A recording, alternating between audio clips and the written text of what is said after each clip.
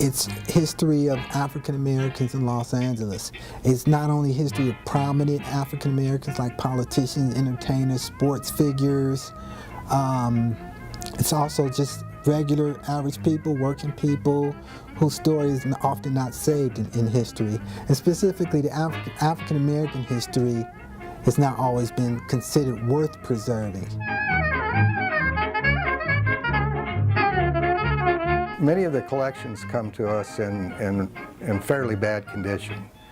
They've been stored in garages or outbuildings. They have very little documentation of the photographs.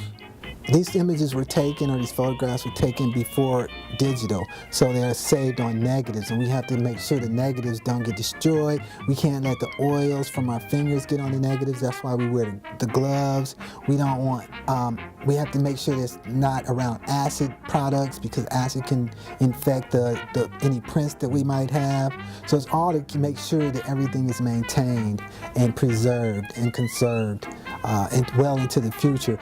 We decide which photographs, based on our research and our knowledge, are significant to the African American community, and we pull them, and we pull the negatives after viewing the negatives and determining who's in them, and pass them on to the archival technicians. They will take a photograph, and they also do research. So they'll take a negative, scan it at high resolution, because these are preservation copies that you can make access copies of lower resolution at a later date with. But we want to get them stored safely in the archival best practices first, and that's what they do. So today I might look at several sheets of images, decide who's in it, if it's important or if it's significant, or maybe if it's entertaining, or if it's a different shot, and I'll go through maybe a box, archival box, and pull them and give them to Wendy, and I'll designate which ones I want to preserve.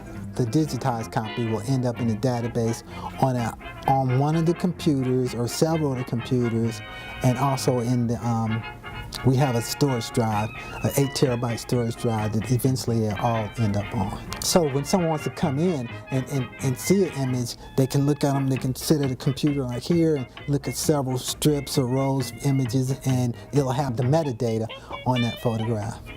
They need a good deal of work in terms of the conservation process, and then an enormous amount of work in terms of research to identify people in the photographs. In other words, to be able to attach the appropriate metadata to the photograph, so that when an individual sees these online, they'll be able to know what they're looking at.